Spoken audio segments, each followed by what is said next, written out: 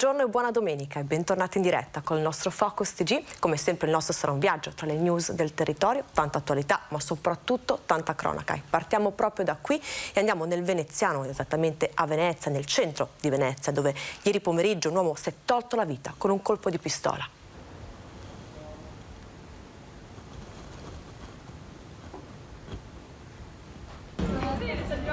Un normale sabato pomeriggio di inizio estate si è trasformato in tragedia. Verso le 16 a Venezia, in Calle Larga, 22 marzo, un uomo veneziano si è sparato un colpo di pistola alla testa. Davanti ai passanti, molti dei quali sono rimasti scioccati dalla scena.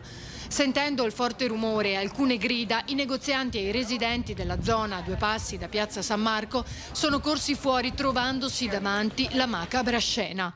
L'uomo, dalle prime informazioni, un pensionato residente poco distante, era a terra privo di vita su un fianco, in una pozza di sangue con ancora la pistola in mano, le ciabatte accanto al corpo. Sul posto sono giunti in breve tempo i sanitari del SUEM che però non hanno potuto fare nulla. Gli agenti della polizia locale e i carabinieri che hanno provveduto ad allontanare i passanti delimitando la zona e raccogliendo le testimonianze di chi si trovava lì in quel momento. Ora ci spostiamo a Vicenza e vi raccontiamo di un tragico incidente stradale. Tragedia sul lavoro la notte scorsa nei pressi dello svincolo autostradale di Vicenza Nord della A31 a Bolzano Vicentino. Un operaio di 53 anni impegnato con i colleghi nei lavori stradali lungo la regionale 53 è stato investito ed ucciso da un'auto condotta da un ubriaco che ha invaso il cantiere. Per Walter Giurato, padovano di Legnaro, residente a Piove di Sacco, non c'è stato scampo. L'uomo, centrato in pieno dalla vettura, è stato sbalzato ad una trentina di metri dal punto d'impatto ed è deceduto sul colpo per arresto cardiocircolatorio e trauma cranico. Inutili i tentativi per rianimare l'uomo da parte dei sanitari del SUEM allertati dai colleghi di lavoro. Sul posto anche i carabinieri di Tiene che hanno sottoposto il conducente della vettura, una Ford Fiesta, ai primi accertamenti tossicologici. Alla guida dell'auto un uomo di 36 anni che all'alcol test è risultato positivo con un tasso alcolemico di oltre 1,50, 3 volte superiore a quello ammesso per legge. Immediato è scattato l'arresto per il reato di omicidio stradale. Il PM di Vicenza ha concesso gli arresti domiciliari. Telefono cellulare e autovettura sono stati sequestrati. Ad integrare le indagini il personale dello Spisal di Vicenza e i carabinieri del NOR per verificare i requisiti di sicurezza del cantiere. Ancora cronaca, rimaniamo nel Vicentino, esattamente a Montorso. Un uomo è rimasto schiacciato da un trattore. Tragedia ieri dopo l'ora di cena a Montorso Vicentino, in località Ponte Cocco. Un uomo settantenne pensionato è morto schiacciato dal trattore che stava guidando mentre lavorava la terra. Il mezzo si sarebbe ribaltato per causa in corso di accertamento, non lasciandogli scampo. Nonostante l'intervento immediato dei soccorsi, per l'uomo non c'è stato nulla da fare. Intervenuti anche i vigili del fuoco d'Arzignano che hanno provveduto ad estrarlo e i carabinieri per far luce sulla dinamica dell'incidente. Un pensionato di 75 anni nel veneziano ha perso la vita cadendo con la sua bicicletta in un canale. Ha perso la vita mentre percorreva via Seriola Veneta tra la frazione di Dollo di San Brusone e Mira con la sua bicicletta, probabilmente colto da malore. L'uomo, che aveva 75 anni, ha perso il controllo del mezzo cadendo in un canale. A lanciare l'allarme alcuni passanti. Pressoché immediati i soccorsi del 118, ma per l'uomo non c'era più nulla da fare. Ogni tentativo di rianimazione si è rivelato vano. Sul posto sono intervenuti per i rilievi anche i carabinieri. Spetterà a loro stabilire la dinamica dell'incidente che ha portato alla caduta nel fossato e al decesso. Giancarlo Marigo era pensionato, aveva lavorato per la Miralanza ed era impegnato anche in attività di volontariato in parrocchia. Torniamo a parlare del tragico incidente stradale a San Pietro in Gu, identificati 3 dei 6 uomini a bordo dell'auto coinvolta nello schianto mortale. Si tratta di 3 uomini marocchini. Aveva 22 anni appena il ragazzo marocchino che era alla guida della Fiat Multipla che venerdì pomeriggio a San Pietro in Gu si è schiantata contro un camion. Il 22enne, identificato grazie ad una patente di guida rilasciata dal suo paese d'origine, è una delle vittime insieme ad altre 3 persone. I 2 sopravvissuti sono anche loro marocchini e hanno 40 e 32 anni. Al momento sono ricoverati in gravi condizioni all'ospedale di Cittadella. Ancora senza un nome invece le altre vittime che si spera possano essere identificate dalle impronte digitali o ora al vaglio delle questure di Padova e Vicenza. Come mai, a parte il conducente del mezzo, nessuno dei 5 aveva i documenti e da dove stavano rientrando? Lavoravano tutti assieme? Sono solo alcune delle tante domande a cui gli inquirenti stanno cercando di dare una risposta. La strage lungo la Postumi ha sconvolto un intero paese. La scena che si è presentata davanti agli occhi dei soccorritori era agghiacciante, la descrive così una testimone oculare dello schianto. Ho sentito l'aereo soccorso arrivare e sono uscita per controllare che cosa era successo e ho visto la macchina che si è schiantata contro il camion. C'era un uomo giù per la scarpata e un altro al bordo fra la scarpata e la strada. La polizia stradale sta ricostruendo la dinamica dello schianto mortale. Sembra che l'auto su cui viaggiavano i 6 nordafricani non si sia accorta delle auto in coda in attesa del camion che stava per svoltare all'interno del mangimificio Veronesi. Per evitare il tamponamento, l'autista alla guida ha sterzato verso la corsia opposta di marcia ed è finito contro un altro camion che stava transitando in quel momento in direzione Carmignano di Brenta. L'autista del mezzo pesante non è riuscito ad evitare l'impatto. Non è la prima volta che la statale 53 Postumi è bagnata dal sangue. E proprio questo tratto qualche anno fa era già stato il luogo di un'altra scena mortale dove hanno perso la vita altre 2 persone e quindi questo fa riflettere. Stiamo appunto valutando anche con la prefettura quali tipi di azioni intraprendere per incentivare la sicurezza stradale, perché è fondamentale, insomma, il transito è importante. Ieri dopo essere stato allertato dalle forze dell'ordine mi sono recato sul luogo e la scena era drammatica. L'autista è molto giovane, ha appena 22 anni e anche lì l'importanza di saper guidare bene, l'importanza di non correre, di rispettare le norme della strada, soprattutto nei giovani. La vita è un bene prezioso. La Fiat Multipla è intestata ad una cooperativa di Colonia Veneta. Non è chiaro se i 6 uomini a bordo fossero dei dipendenti. E ora qualche minuto di pubblicità, noi ci vediamo tra poco.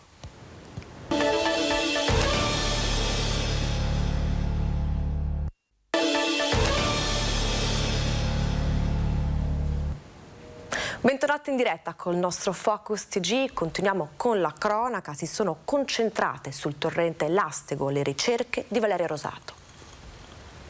Questa mattina 3 tecnici del gruppo Forre del Soccorso Alpino e Speleologico Veneto hanno perlustrato il torrente Lastego da Crespano verso Paderno per escludere che Valeria Rosato, l'88enne di cui non si hanno più notizie da domenica, potesse trovarsi lungo il Greto o nelle sue acque.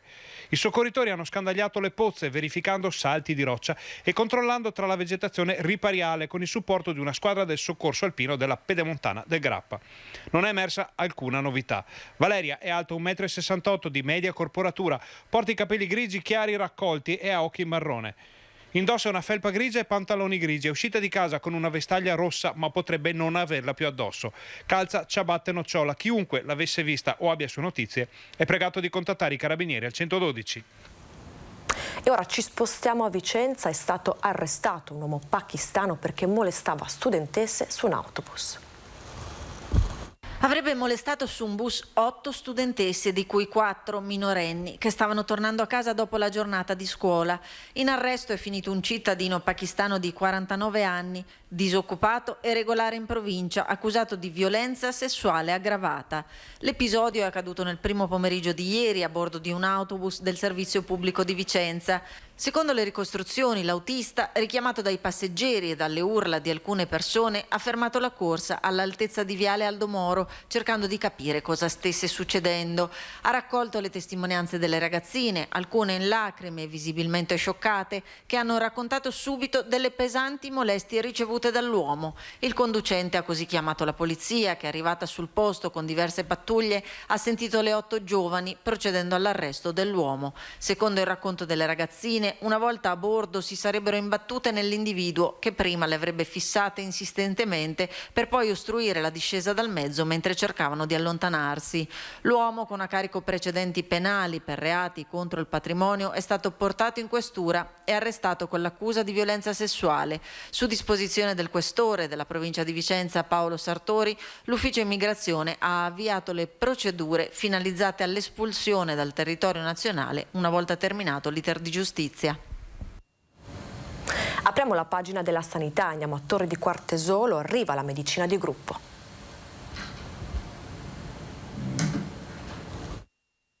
Medicina di gruppo, incontro decisivo in settimana tra Comune di Torri, di Quartesolo e Ulsotto per definire il cronoprogramma e le tempistiche per l'avvio che sembra ormai vicino. Si parla di inizio estate. Punto di riferimento i locali al secondo piano di Via Venezia, messi a disposizione dall'amministrazione per fare spazio ai 4 medici di medicina generale dei 5 che sono rimasti. Noi abbiamo un incontro la settimana prossima con USL, con i vertici di USL, per avere un chiarimento definitivo sulla partenza della medicina di gruppo. Noi abbiamo dato disponibilità dei nostri locali ancora 8 mesi fa e quindi non vediamo l'ora che questa medicina di gruppo possa partire, chiaramente in accordo con USL. Medici di base che sono diminuiti da 8 a 5 nel 2021, lasciando scoperti 4.500 assistiti, parzialmente riassorbiti da altri dottori, spesso fuori comune. Per questo l'obiettivo è quello di creare un punto di riferimento territoriale che possa attirare anche giovani medici. Un SOS è quello di molti sindaci relativo alla carenza dei medici di base, che ha approdato in Consiglio regionale trovando risposta, consentendo a medici specializzandi del primo anno di seguire non più 650 pazienti, ma 1.000 e poi 1.200 il secondo e terzo anno. La scommessa della medicina di gruppo per noi è quella di attrarre anche questi medici giovani che hanno bisogno di essere parte di un gruppo per poter esercitare la loro funzione con maggiore serenità e con maggiore efficacia. E a proposito di sanità, torniamo a parlare dell'UL7 pedemontana. Tornano i banchetti per la petizione per una sanità migliore, sono in centinaia in fila per firmare. Altro sabato, altro mercato, altro assalto. Tornano in piazza i banchetti per la raccolta di firme perché il Sambassiano ritorni a essere l'eccellenza di un tempo e si rivedono le scene della prima puntata, ovvero centinaia di persone in fila per firmare la petizione per chiedere maggiore attenzione, una sanità diversa e un cambio immediato ai vertici dell'UL7 con le dimissioni o la rimozione del DG Bramezza. Tanti i temi in ballo, fra le liste d'attesa interminabili, gli spostamenti fra i vari ospedali per visite ed esami, la fuga di primari, medici e operatori e la carenza di medici di base. Eccole le voci dei cittadini. Insomma, le visite fermo qua a Bassano, a Sant'Orso, a Asiago. Lì manco, mi trovo in difficoltà ad andare sugli altri posti, insomma. Sembra che non si rendano conto della situazione. Della gravità? Sì, brava. Della gravità della situazione, un po' tutti quanti. Non può essere l'ospedale di Bassano che sia in queste gravi condizioni qua. Le manca il vecchio Sambassiano? Assolutamente sì, perché almeno gli appuntamenti c'erano.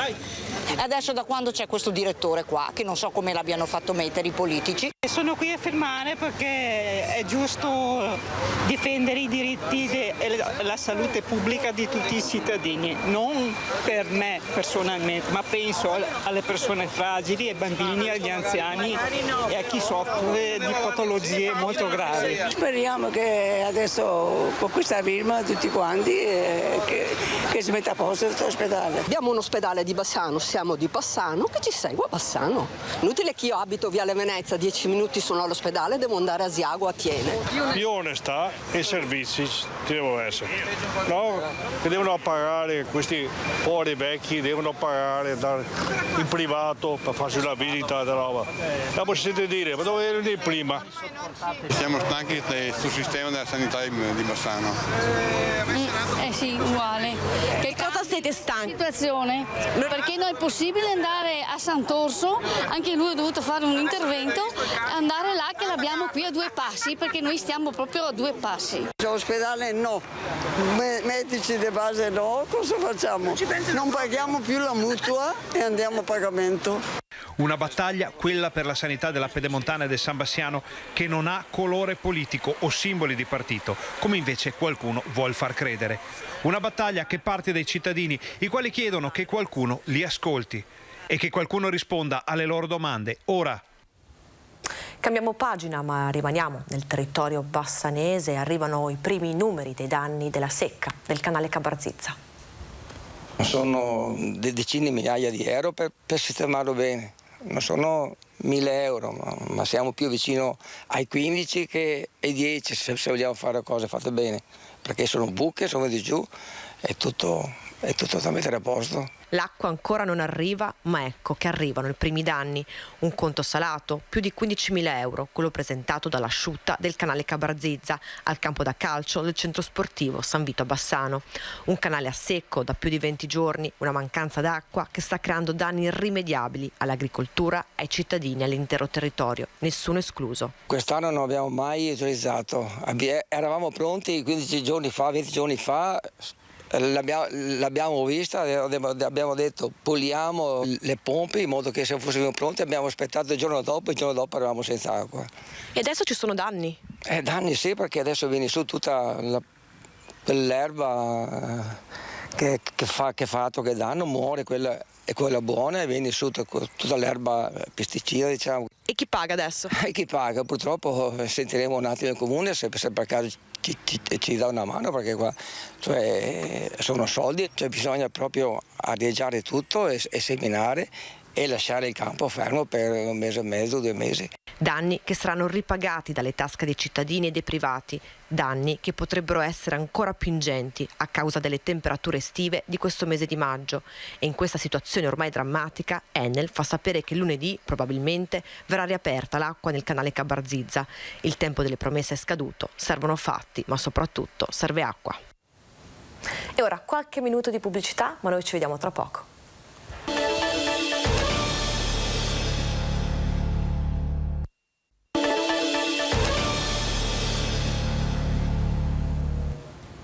Mezzogiorno e 30, bentornati in diretta col nostro Focus TG. Come sapete il nostro è un viaggio tra le news del territorio e ora ci spostiamo a Venezia, dove quest'anno la festa della Sensa dà un forte messaggio di pace tra Venezia e l'Ucraina. Torna a Venezia domenica 29 maggio la festa della Sensa, che dall'anno 1000 rinnova lo sposalizio di Venezia con il mare. Quest'anno sarà un'edizione che finalmente celebrerà anche il ritorno alla normalità dopo la pandemia. Saranno ripristinate infatti un po' tutte le tradizioni che arricchivano la festa prima del Covid, le regate, il grande corteo acqueo con la presenza di tutte le lemiere, il mercatino a San Nicolò. Ci sarà poi la presenza dei sindaci del Veneto che consegneranno di nuovo a Venezia l'anello dogale custodito nel 2021. Si torna alla normalità. Domenica 29 maggio, festa della Sensa. Lo sposalizio di Venezia con il mare. Si parte già dalla mattina presto con la prima partenza della regata dedicata ai giovani alle 8:45. Segue il gemellaggio davanti ai giardini reali e alle 9:45 la seconda partenza, quella della regata dedicata alle donne. A San Nicolò, davanti al Lido, seguirà il momento clou con il rito dello sposalizio di Venezia con il mare, con il lancio dell'anello in acqua da parte del sindaco e la Santa Messa presieduta dal Patriarca nella chiesa di San Nicolò. Appuntamento a tutti, a tutte le remiere, a tutti i veneziani, anche non veneziani, purché a bordo delle nostre mitiche imbarcazioni rigorosamente a remi, per aggregarsi nel grande corteo che accompagnerà la Serenissima per il grande evento, cioè quello del patto che ormai da secoli abbiamo stipulato con le nostre acque. Un tempo erano loro a proteggerci, ora dobbiamo impegnarci di essere noi a proteggere loro. E a proposito di guerra in Ucraina, ascoltiamo insieme questo racconto.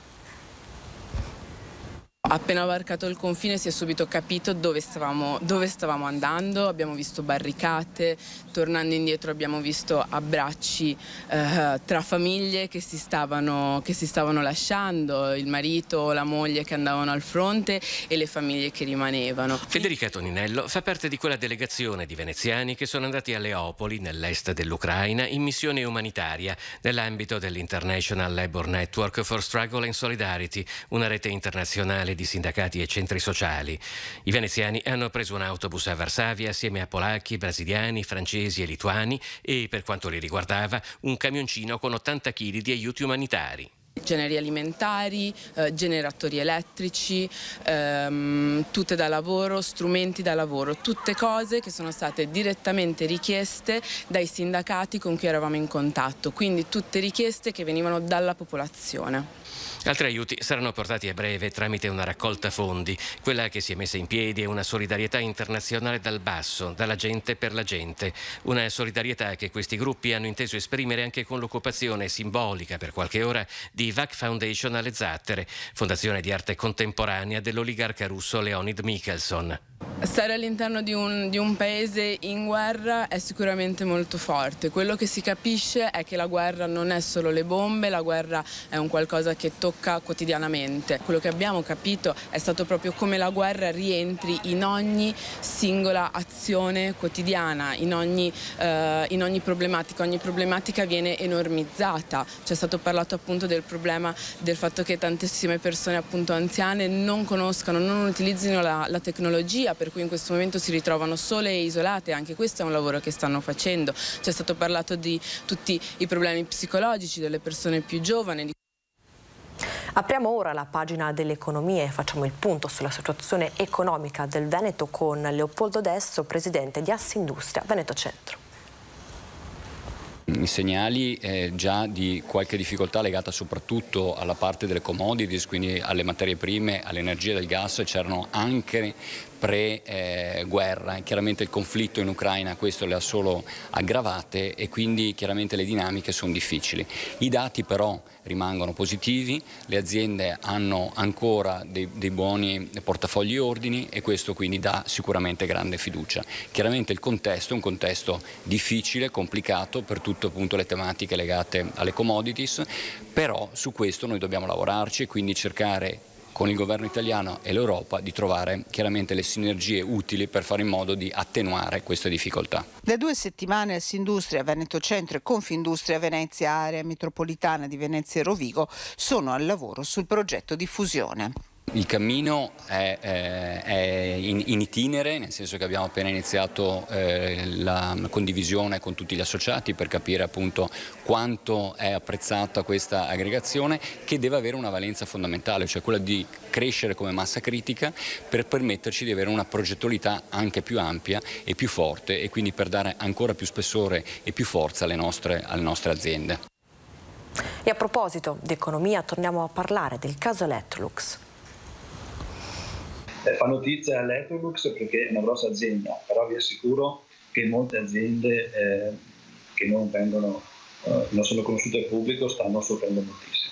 Gli imprenditori non hanno dubbi, dagli industriali agli artigiani. Il mondo produttivo della marca ritiene che il caso Electrolux non sia che il primo e il più eclatante di una lunga serie. Il gigante del freddo ha annunciato lo stop produttivo per alcuni giorni negli stabilimenti di Susegana e Porcia. Carenza di materie prime e calo delle vendite che, sommate al caro energia, rischiano, secondo gli imprenditori, di causare la tempesta perfetta. Se il conflitto in Ucraina non si risolverà entro 3 mesi, un'azienda su 4 rischia di dover stoppare la produzione, ha detto 2 giorni fa il presidente di Assindustria Veneto Centro davanti alla presidente del Senato Casellati. Una situazione che preoccupa anche i sindacati, che accolgono l'appello a lavorare insieme ma si rammaricano di non essere nemmeno stati invitati all'incontro a Palazzo dei 300. Devo fare un po' di polemica perché ad esempio a quell'incontro con lo Stato ai massimi livelli il sindacato non è stato neanche invitato, per cui avevamo magari la possibilità di dire anche la nostra. Dopodiché, ripeto, noi rispetto anche al dialogo col governo, anche a livello nazionale, abbiamo chiesto e ottenuto che ci fosse una tassazione ulteriore alle aziende che hanno appunto fatto profitto, tipo le aziende che stanno trattando l'energia. E la CGIL lancia un appello al mondo delle imprese e delle istituzioni. Se ci mettiamo assieme, proviamo a fare forza comune, magari riusciamo a sfondare anche il muro dell'indifferenza o delle priorità, perché non credo dopo alla fine che chi governa sia indifferente, ma magari mette davanti altre priorità. Rispetto a questo sarebbe opportuno che ci si parlasse e non che si leggesse il giorno dopo sul giornale che cosa è successo e cosa si sono detti agli incontri. Parliamo ora di turismo e ci spostiamo nel veneziano e facciamo insieme il punto di una prima estate senza Covid. Siamo partiti molto bene già con la Pasqua passata e con dei numeri importanti. Maggio sapevamo essere un mese un po' scarico, non essendoci le festività tedesche, ma devo dire che già da questi weekend si vede una buona affluenza, poi l'infrasettimanale c'è un po' di calo, con la prossima settimana 25-26 l'arrivo dell'Ascensione, quindi festività care ai nostri mercati di riferimento, Austria, Germania in particolare, direi che si andrà sold out e si avrà un vero assaggio di piena estate. La stagione balneare iesolana è entrata nel vivo, complice un fine settimana di sole con le spiagge che iniziano a popolarsi. Le prenotazioni fioccano con numeri importanti. Siamo in linea col 2019, siamo abbondantemente alla data di oggi per quello che è la stagione da qui a fine settembre. I numeri che abbiamo parlano di un 40% di occupazione già acquisita, come dicevo prima, 40% che è praticamente la stessa occupazione che avevamo nel 2019, la stessa data di oggi.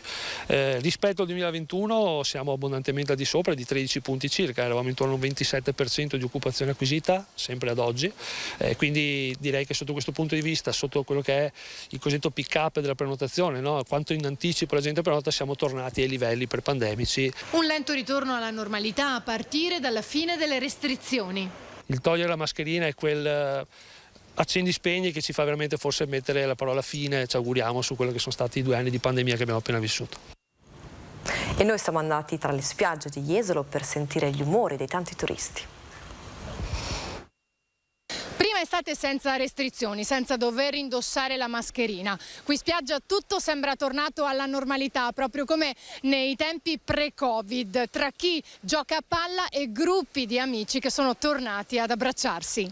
Finalmente, noi giochiamo a calcio, siamo una squadra e dopo 2 anni torniamo a fare la classica festa del calcio di fine anno e si ritorna al mare a divertirsi in compagnia. Adesso andiamo a mangiare insieme e finalmente possiamo andare in qualsiasi chiosco, spiaggia senza nessun problema di mascherine. È un ritorno al passato, una bellissima sensazione, finalmente. Sicuramente c'era voglia di stare tranquilli all'aria aperta, ritrovare un po' quelle che erano le nostre abitudini. È una bella sensazione, stiamo bene, siamo contenti, speriamo continui. Sono stati mesi duri, anni difficili, però dai, ci siamo e con fiducia guardiamo in avanti. Sì, strani sì. Anche la mascherina a volte dici la metto, non la metto, però poi vediamo gli altri che non ce l'hanno, allora ci adattiamo. Però è bello, tornare a vivere è bello. Libertà, si respira finalmente, si possono vedere i sorrisi della gente e niente, si sta meglio così, sta bene. Si sta meglio in generale per tutti, anche il fatto di entrare nel negozio senza mascherina, stare più tranquilli, insomma. Tutto sommato speriamo che continui così e che non si torni indietro. E ora qualche minuto di pubblicità, ma noi torniamo tra poco, rimanete con noi.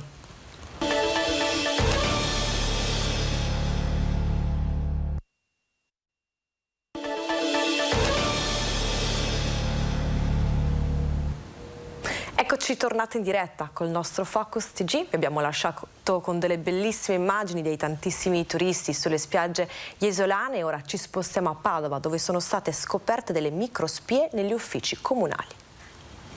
Una microspia posizionata dalla Guardia di Finanza all'interno di uno degli uffici del settore lavori pubblici del comune di Padova. Il congegno, scoperto per caso da alcuni addetti alle pulizie e manutenzione dei condizionatori, era stato nascosto per raccogliere informazioni per un'indagine conoscitiva. Gli accertamenti riguarderebbero la nomina di alcuni responsabili unici dei procedimenti, cosiddetti RUP, in alcuni appalti. La vicenda sta già suscitando non poche polemiche, visto che viene alla luce a poche settimane dalle elezioni comunali. Il sindaco Sergio Giordani in una nota ha precisato di essersi raccomandato affinché vi sia la più ampia collaborazione con l'autorità giudiziaria. È mio primario interesse che vengano quanto prima accertati sia l'operato dei nostri tecnici che gli eventuali elementi di danno della pubblica amministrazione da parte di soggetti esterni. È chiaro che se verranno appurate irregolarità e con precise responsabilità, chi ha sbagliato dovrà risponderne in prima persona, ha detto il sindaco. E ora apriamo la pagina dello sport e parliamo di calcio. L'avete visto, il Vicenza, i Lanerossi Vicenza hanno perso contro il Cosenza ed SRC. Se io le dico Vicenza Calcio, cosa dice? Ben. Basta, non dico più altro perché sennò la cattiveria non va bene. Si dassero una scossa, va bene? facciamo così. Senza parole o quasi. E questa è la reazione più frequente oggi tra i vicentini interpellati sull'esito della partita dell'Ane contro il Cosenza di ieri sera. Non è bastato il supporto dei 600 tifosi che hanno accompagnato la squadra in trasferta allo Stadio Marulla per giocarsi l'epilogo del play-off per la salvezza. Il Vicenza perde 2-0 e quindi retrocede ufficialmente in Serie C. Uno smacco che lascia l'amaro in bocca a tutti gli appassionati biancorossi, visto la voglia di rivalsa manifestata nelle ultime partite dalla squadra condotta da mister Baldini. Solo un miracolo poteva rovesciare le sorti di un campionato giocato al ribasso. Il Vicenza ieri sera, dopo il primo tempo, non ha più dimostrato l'orgoglio di voler conquistare la permanenza in Serie B, ed è questo l'aspetto che a appassionati e non oggi fa più male. Completamente incompetenti. Basta. E la motivazione è quella? Sì, secondo me sì. Gestita malissimo. Ma secondo me hanno giocato male dopo. È mancata la fiducia allora nel finale, proprio l'ultima. Ma anche quando sono andati sotto non hanno provato a ottenere il risultato e è andata così e basta. Il Vicenza ha rovinato tutti. Pensavano già di avere questa vincita di questo campionato, invece no. Lei ha visto la partita ieri? L'ha sentita? Non voglio più soffrire.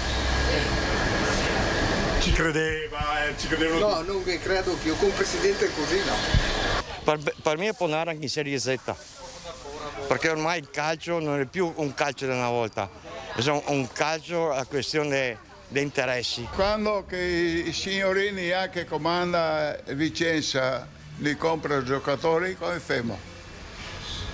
Se io sto contento di aver vinto il campionato, le B però, per stare in B. Ci credevo, sì, però è andata male. Come mai secondo lei il motivo? Ma forse hanno sbagliato a mandare via Di Carlo. Se uno se ne sopa, resta una sopa. Non che se tanto da dire. Ma lei ci credeva che è un miracolo? Speravo poi Ritosi che si fa le trasferte, che paga i biglietti e stadio, che andasse leggermente meglio. Vicenza e Vicenza. Comunque. E ora parliamo di volley femminile a Lubiana, l'attesissima finale di Champions League.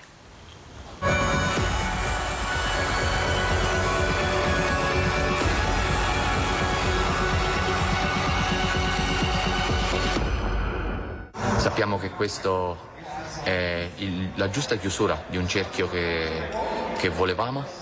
Se mi avessero chiesto cosa avrei voluto come finale per questo gruppo che ha scritto pagine importanti per questo sport, avrei scelto una finale di Champions League contro il Vakif. Ultima partita della stagione, possiamo dire anche tipo last dance di questo bellissimo gruppo che abbiamo creato in questi anni.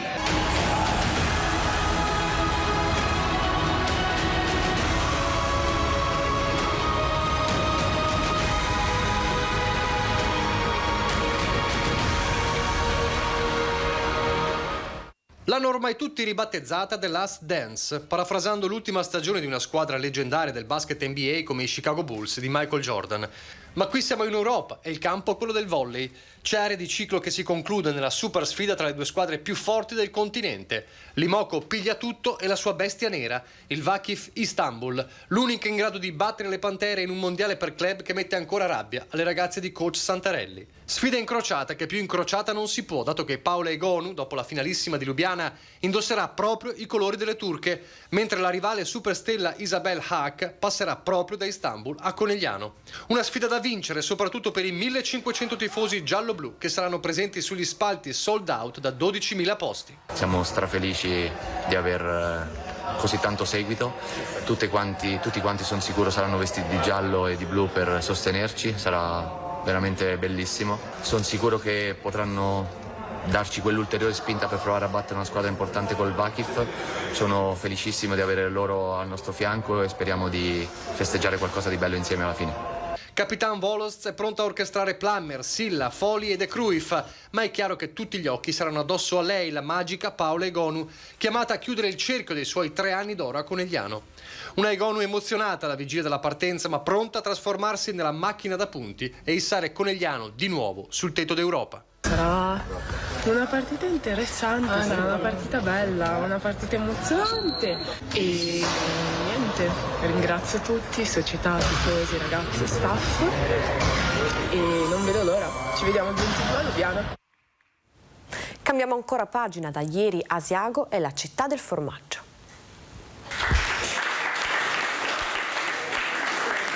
Asiago è ufficialmente la città del formaggio.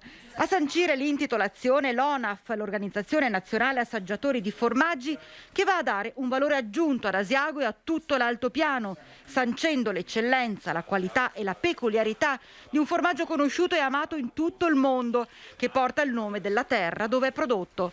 Un volano per l'economia delle terre di montagna altopianesi. È un riconoscimento veramente che ci onora e ci dà la dignità del lavoro di tutti i nostri allevatori, dei nostri malghesi, dell'intera filiera.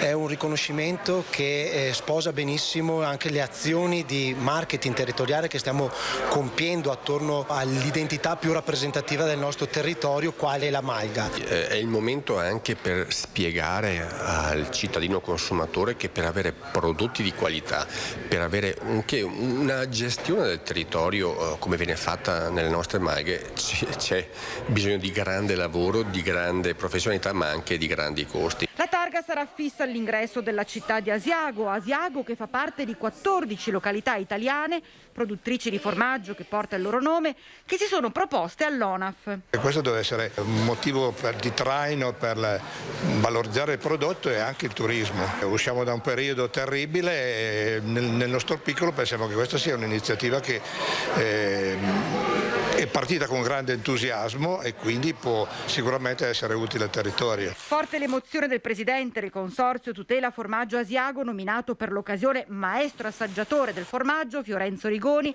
uno che di formaggio se ne intende e parecchio. Sei lustig mein Herz, il mio cuore è veramente molto molto felice. È un riconoscere e ritornare a una consapevolezza di una grandissima cultura che qui si è espressa e ancora si esprime. E con l'occasione sono state consegnate anche le chiavi ai malghesi che a breve apriranno le malghe sull'altopiano, facendo partire così la stagione estiva tra pascoli, boschi, sentieri, latte e immancabile formaggio. E ora ci spostiamo a Vicenza, all'Istituto Rossi, dove ieri è suonata una campanella diversa dal solito.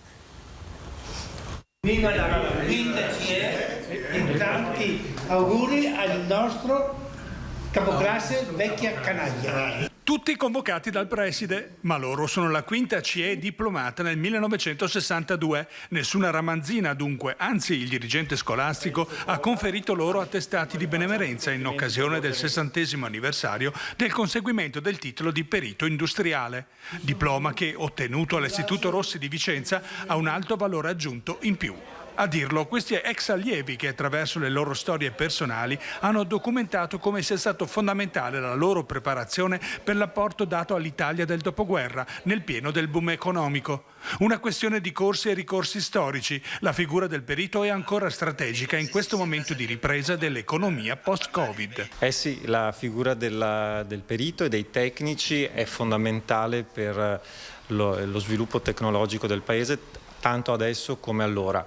Ovviamente è un perito diverso, se vogliamo, è un perito che ha delle competenze anche più trasversali, è un perito che deve essere pronto a girare il mondo, ad agganciarsi a tecnologie sempre in evoluzione, ma la forma mentis che viene sviluppata in questo percorso di studi è fondamentale.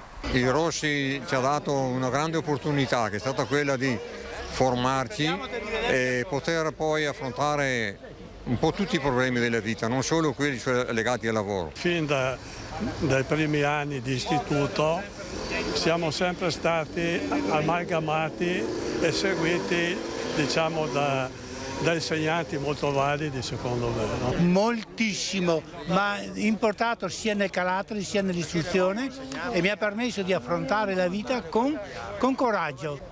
E anche dopo l'amore nel lavoro, perché va bene lo stipendio, va bene i milioni, ma se non c'è l'amore per il proprio lavoro non fa niente nella vita.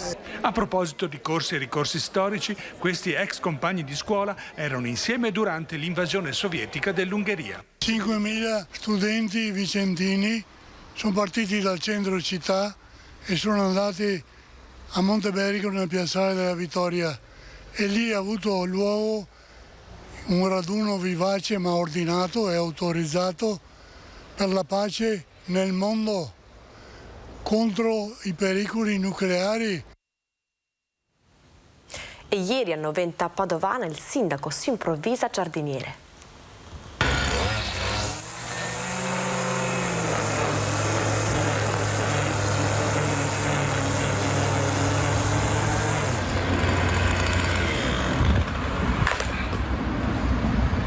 Ma a voi vi sembra normale che un sindaco si metta a tagliare l'erba perché l'impresa non si presenta al lavoro? Sotto la visiera di protezione e i vestiti tecnici da lavoro c'è il sindaco di Noventa Padovana Marcello Bano che, decespugliatore alla mano, si improvvisa giardiniere per sfalciare l'erba alta dei marciapiedi del suo comune. Il primo cittadino accusa la cooperativa che aveva in appalto la manutenzione del verde di non rispettare il cronoprogramma imposto dal contratto, un contratto che risale alla precedente amministrazione, sottolinea Bano. Dopo aver tagliato l'erba, il sindaco torna in ufficio per diffidare ufficialmente i responsabili della cooperativa. Il responsabile non risponde, anzi mi ha messo anche giù il telefono e allora adesso si assume la responsabilità. C'è un contratto, adesso gli applico le penali. Basta. Il sindaco Bano aveva aggiunto ulteriori giorni di lavoro per inserire nella manutenzione le nuove aree verde, ma adesso, dice, è già pronto un nuovo bando per la gara d'appalto. Se c'è una cosa sulla quale io non presido è il verde, cioè il verde deve essere perfetto. Io pretendo la stessa qualità della precedente amministrazione. Siccome i soldi sono gli stessi, io voglio la stessa cosa. Non gli va bene, andarsene. Problemi zero. È già pronto la nuova gara d'appalto per il verde, dove abbiamo chiesto 3 squadre dalla mattina alle 7:30 fino alla sera alle 7:30. I tempi ne abbiamo dati di più di quelli che hanno offerto loro, adesso è ingiustificabile. E a proposito di sindaci in vesti differenti dal solito, vediamo cosa è successo a Cadoneghe.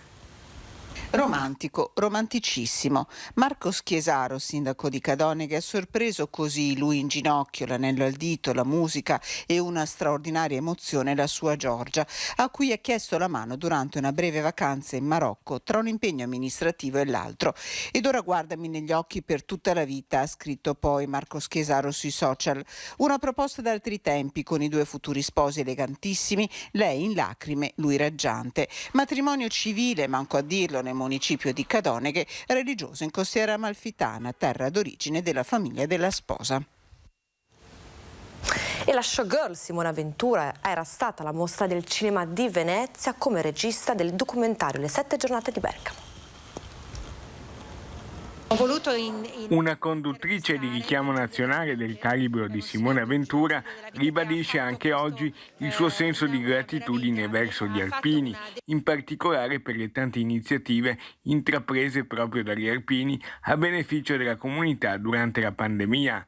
Simona ha debuttato come regista proprio a Venezia nell'ultima mostra del cinema, presentando un documentario intitolato Le 7 giornate di Bergamo, che racconta proprio il miracolo degli alpini, capaci di costruire con le loro forze un ospedale da campo in soli 7 giorni. Abbiamo raccontato una storia che non era stata raccontata secondo me benissimo nel bailame della pandemia.